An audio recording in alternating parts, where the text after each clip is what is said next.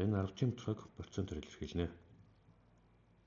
За 1 бүхэл 100-ны 4 гэдэг маань 1 бүхэл 100-ны 4 буюу ийм холимог тодорхой гарч ирнэ. Энийг засаг тодорхой болгохын тулд яах вэ гэхээр мэдээж хэрэг 1-ийг 100-аар үржүүлээд тэгээд 4-ийг нэмдэг.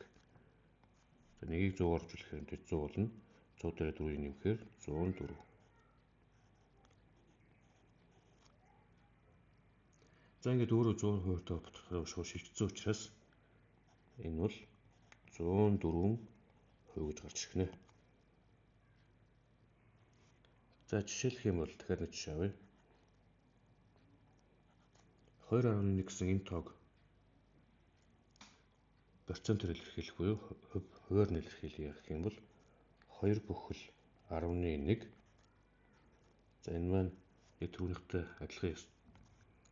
Энийг энүүгээр үржүүлээд 1-ийг нэмэх юм бол хүртүүртэй 21 болно. Хувиартай 10 болно. За энийг 100 хувиартай бодохоор шилжүүлэхэд бол яах вэ гэхээр хүртүүр хувиар 2-ыг 10-аар үржүүлж. Тэгвэл хувиартай 100 болно. Хүртүүртэй 210 болно. За энэ цаашлахаар юу болох вэ гэхээр 210% гэж гарч ирнэ гэсэн үг.